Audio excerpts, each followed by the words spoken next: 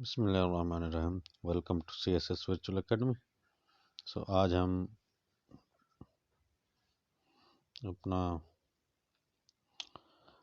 CSS special 2023 का paper solve करेंगे, composition paper. तो आइए, इसमें प्रेसी और कॉम्प्रिहेंशन ये दोनों नेक्स्ट लेक्चर में मैं बनाऊंगा। यहाँ पे मैंने सिर्फ इसकी ग्रामर का पोर्शन जो है ना वो बनाया है। तो आइए, हमारे पास क्या है, rewrite only 5 sentences with correct punctuations. तो यहाँ हमने पंक्चुएशंस लगानी है। तो आइए देखते हैं, पहला सेंटेंस क्या है, courts were open today, however no cases were heard. Courts आज खुली थी पर कोई भी केस नहीं सुना गया। तो यहाँ अगर हम गौर करेंगे तो पंक्चुएशन के हिसाब से ये जो हाउएवर है ना, इसके बाद में यहाँ कॉमा आनी चाहिए। तो यहाँ कॉमा लगी है नहीं है, तो इसलिए मैंने नीचे ये जो सेंटेंसेस सॉल्व किए हैं तो इसमें हाउएवर के बाद मैंने कॉमा लगा दिया है। तो ये वाली जो कॉमा है ये ज़रूरी है, तो ये कॉमा ऊपर नहीं लगी हुई, तो पंक्चुएशन में ये कॉमा लगेगी। Number 2, his duty was clear, he has to report theft. इसकी ड्यूटी क्लियर थी कि उसको चोर को रिपोर्ट करना था। तो हिज ड्यूटी वाज क्लियर, तो क्लियर के बाद हमने इस सेंटेंस को, इस क्लास को अलग कर देना है। तो यहाँ हमने कॉमा लगानी थी क्लियर के बाद, तो क्लियर के बाद कॉमा नहीं, इसलिए हम यहाँ कॉमा लगाएंगे। तो क्लियर के बाद कॉमा लगेगी। आइए third sentence, did he really say I can do it again. क्या उसने सचमुच कहा कि मैं ये दोबारा कर सकता हूँ। आपको पता होना चाहिए कि ये नरेशन का डायरेक्ट स्पीच है। तो डायरेक्ट स्पीच में जब हम नरेशन बनाते हैं, इसका जो रिपोर्टिंग स्पीच होता है, जब वो सवाल वो उसमें आ जाता है रिपोर्टिंग स्पीच में, तो क्वेश्चन मार्क भी रिपोर्टिंग स्पीच में आएगा, रिपोर्टेड स्पीच में नहीं आएगा। इसीलिए कैसे होना चाहिए इसको, नंबर 3 को, तो नंबर 3 को अब आप गौर से देखें, डिड ही रियली से, तो ये से होना चाहिए। तो 2 सेंटेंसेस ऐसे हैं यहाँ इस पेपर में जो इस तरह दिए हुए हैं, I can do it again, तो अगेन के बाद वहाँ रिपोर्टेड स्पीच में क्वेश्चन मार्क लगा हुआ है। 2 सेंटेंसेस ऐसे दिए गए हैं इस पेपर में 2023 के स्पेशल एग्जाम में। तो ये मैंने एक सेंटेंस उसमें से बनाया है और दूसरा नहीं बनाया, क्योंकि दूसरा भी सेम होगा, इसलिए मैंने डिफरेंट किस्म का दूसरा सेंटेंस उठाया। तो इस तरह 5 सेंटेंस हमने करने थी, तो ये मैंने 5 सेंटेंस किए हैं। तो आइए अब 4th नंबर सेंटेंस पे चलते हैं। Great expectations is an autobiographical novel. Great expectation एक ऑटोबायोग्राफिकल नॉवेल है। तो ये ग्रेट एक्सपेक्टेशन इज एन, तो ये एक्सपेक्टेशंस के साथ इज लगा हुआ है, तो इसका मतलब क्या हुआ, ग्रेट एक्सपेक्टेशंस कोई बुक है। मैंने भी ये नहीं सुना हुआ, लेकिन यहाँ से इस सेंटेंस से ये मालूम होता है कि ग्रेट एक्सपेक्टेशंस ये बुक है कोई।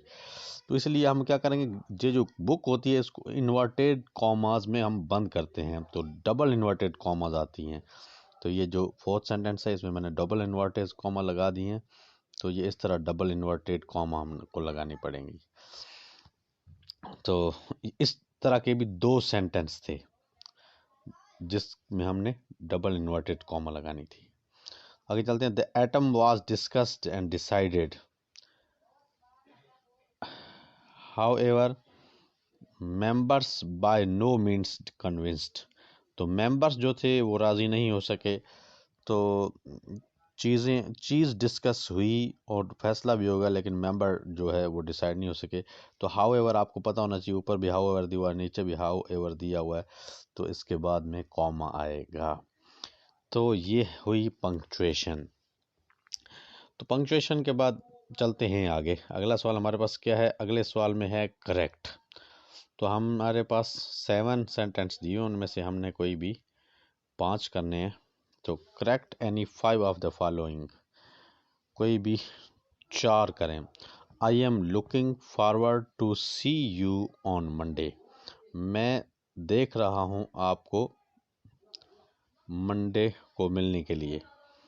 तो यहाँ पे I am looking forward to see you on Monday, तो लुकिंग नहीं आएगा यहाँ, यहाँ होता है look, I look forward, looking नहीं होता। तो बाकी तो सही है, बाकी लुक में खराबी है, लुक सही नहीं है, तो आपने यहाँ लुक लगा देना है, लुकिंग ठीक नहीं है। आइए second number sentence, how many students are ready to give test. तो ये जो जब टेस्ट देते हैं ना, तो टेस्ट देते हुए हम टेक लगाते हैं, गिव नहीं लगाते। गिव लगाते हैं जब कोई चीज़ हम किसी को दे देते हैं, ट्रांसफ़र करते हैं। तो गिव का मतलब यहाँ टेस्ट देना नहीं होता है। टेस्ट देने के लिए हम क्या लगाएंगे, हम लगाएंगे टेक। तो आइए आप आगे चलते हैं। थर्ड नंबर हमारे पास सेंटेंस क्या है, I contacted my 5 colleagues but all of them did not respond. मैंने अपने 5 साथियों से रब्ता किया, किसी ने भी रिस्पॉन्ड नहीं किया। तो अब इसको कैसे करेंगे, I contacted my 5 colleagues, I contacted my 5 colleagues, तो कैसे होगा ये, तो बट नो वन रिस्पॉन्डेड, किसी ने भी रिप्लाई नहीं दिया। बट नो वन आप कर देंगे, जब आप नो वन लगाएंगे तो फिर आपको रिस्पॉन्डेड सेकेंड फॉर्म लगाना पड़ेगा, क्योंकि ये पास्ट टेंस है, रिस्पॉन्डेड इस तरह होगा। तो ये थर्ड सेंटेंस जो है, इसमें आपने क्या करना है, इसको सही लिखना है, तो इसलिए आपने नो वन लगाना होगा, नो वन लगा के आपने इसको सेट करना है। तो अब आइए आगे चलते हैं। फोर्थ नंबर सेंटेंस हमारे पास क्या है, our economical situation is worsening day by day. तो डे बाय डे मतलब दिन ब दिन। तो जो इकोनॉमिकल सिचुएशन दिन ब दिन, डे बाय डे का मतलब होता है कभी ख़राब होती है, कभी सही होती है, कभी ख़राब होती है, फिर मतलब रुक रुक के उसमें क्या होता है, ब्रेक भी आता है। तो ये क्या होगा, our economical situation is worsening day to day. Day to day का मतलब होता है मुसलसल, जिसमें किसी किस्म का कोई ब्रेक नहीं होता। मुसलसल जो है हमारी इकोनॉमिकल सिचुएशन वो ख़राब हो रही है। तो डे बाय डे को हम कन्वर्ट कर देंगे डे टू डे में। I could not found you yesterday, कल मैं आपको नहीं ढूंढ सका। तो ये जो कुड होता है, कुड अपने साथ हमेशा फर्स्ट फॉर्म, प्रेजेंट फॉर्म उठाता है। तो इसलिए आपने कुड के साथ क्या लगाना है, फाउंड नहीं लगाना। फाउंड थर्ड फॉर्म है, तो आपने आई कुड नॉट फाइंड लगाना है। तो ये फाइंड लगेगा, तो ये सेंटेंस सही हो जाएगा। ठीक है, अब आगे चलते हैं। अगला हमारे पास क्या है, तो अगले हमारे पास है हाँ, प्रीपोजिशन हमने पुट करनी है। प्रीपोजिशन वाला है, प्रीपोजिशन पुट करनी है हमने यहाँ।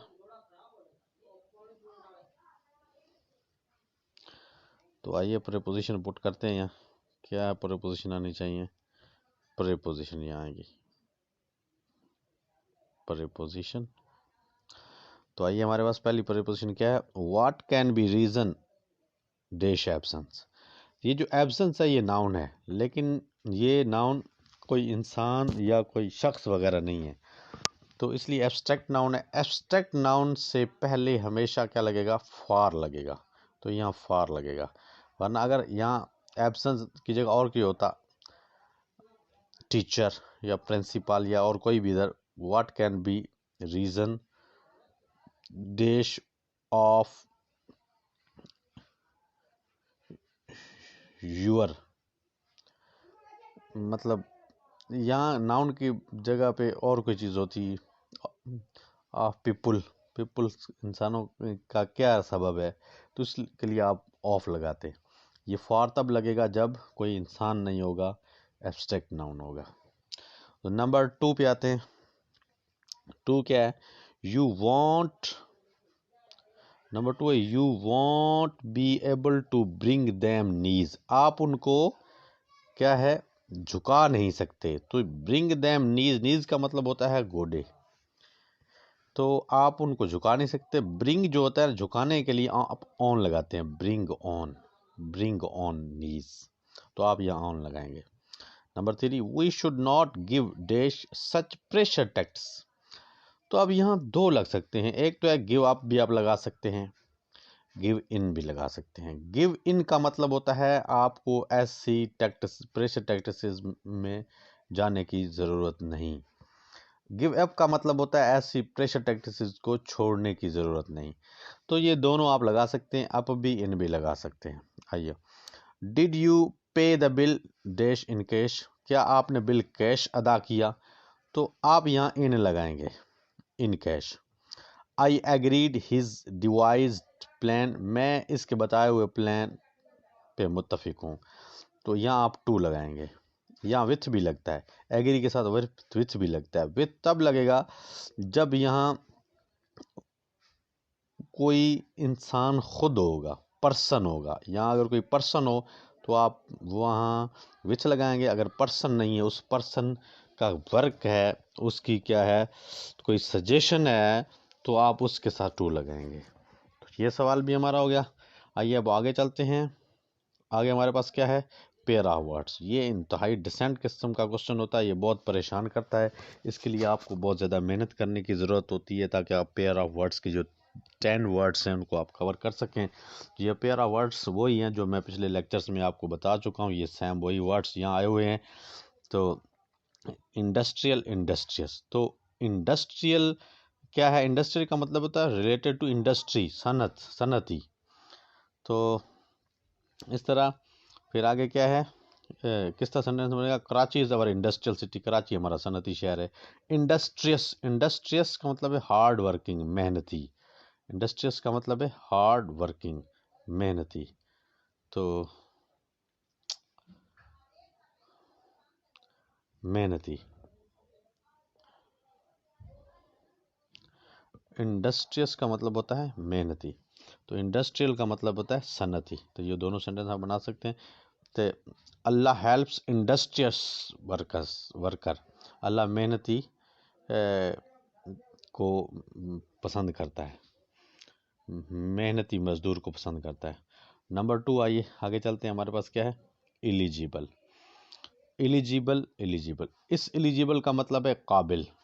एलिजिबल मतलब काबिल। Eligible aspirant can pass CSS exam in first attempt, काबिल शागिर्द पहले ही अटेम्प्ट में सीएसएस पास कर सकते हैं। एलिजिबल मतलब नाअहल, अनेबल, नाकारा। Eligible does not deserve respect, जो नाअहल होते हैं वो रिस्पेक्ट के काबिल नहीं होते। नंबर 3 हमारे पास क्या है, वेरासिटी और वोरासिटी। इस वेरासिटी का मतलब है सच्चाई, अच्छाई, नेकी, ट्रुथफुलनेस, सच्चाई। Veracity makes a man brave, सच्चाई इंसान को बहादुर बनाती है। ये वोरासिटी, वोरासिटी जो है ये क्या है, लालच, लालच। तो ये लालच है, वोरासिटी इज ए कर्स, लालच बुरी बला है। नंबर 4 पे आते हैं, क्या, डोज। डोज, ये डोज वो वाला डोज है जो हम मेडिसिन लेते हैं, दवाई लेते हैं। तो 1 dose of tea spoon twice a day, तो एक डोज रोज़ाना टीस्पून का ले 2 मरतबा। तो ये डोज क्या है, लाइट स्लीप, ऊँघ जिसको हम कहते हैं। A man uses wine looks like in dose, तो जो वाइन यूज़ करता है वो ऊँघ में नज़र आता है। तो आगे हमारे पास क्या है, अगला सेंटेंस। तो आगे हमारे पास 2 वर्ड्स हैं, वर्चुअल एंड वर्चुअस। तो वर्चुअल का मतलब है हकीकी, रियल। वर्चुअस का मतलब है पायस, नेक, मुत्तकी, परहेजगार। तो ये 2 वर्ड हैं, इनके मैंने सेंटेंस नहीं बनाए, ये सेंटेंस आप खुद ही बना लें। आइए अब आगे चलते हैं। आगे हमारे पास क्या है, ये इंतहाई इम्पोर्टेंट पार्ट है इस पेपर का। तो ये क्या है, ट्रांसलेशन। ये ट्रांसलेशन ज़्यादा मुश्किल नहीं होती मगर आसान भी नहीं होती, इसमें कोई ना कोई टेक्निक ज़रूर होती है। अच्छा आइए, पहला सेंटेंस हमारे पास क्या है, आप इस फैसले के मुज़मरात से वाकिफ़ नहीं, मतलब इस फैसले के नुकसानात से आप वाकिफ़ नहीं। You are unaware from hazards of this decision, from from hazards. तो आप फ्रॉम भी लगा सकते हैं, ये सेंटेंस इससे बनेगा।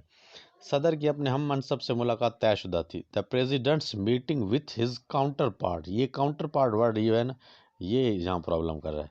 वाज ऑलरेडी शेड्यूल्ड, हमें ख़ुद को हालात के मुताबिक ढालना चाहिए। We must adopt ourselves to the situation, हमें हालात के मुताबिक खुद को ढालना चाहिए। नमाज बाजमात जल्द अदा की जाएगी। Prayer will be offered soon with aggregation, नमाज बाजमात जल्द अदा की जाएगी। तकरीब का बाज़ाब्ता इफ्तिताह कौन करेगा, who will inaugurate the ceremony, तकरीब का बाज़ाब्ता ऐलान कौन करेगा। यह हमारा पेपर है और इस पेपर का ये कंपोजिशन पार्ट है। उसके बाद हमने जो है प्रेसी और कॉम्प्रीहेंशन जो है वो हम नेक्स्ट पार्ट में करेंगे। ये 2023 का CSS स्पेशल का पेपर है, इंतहाई ईजी पेपर था। आपको कोई भी किसी किस्म का सवाल हो तो आप पूछ सकते हैं। अल्लाह हाफ़िज़।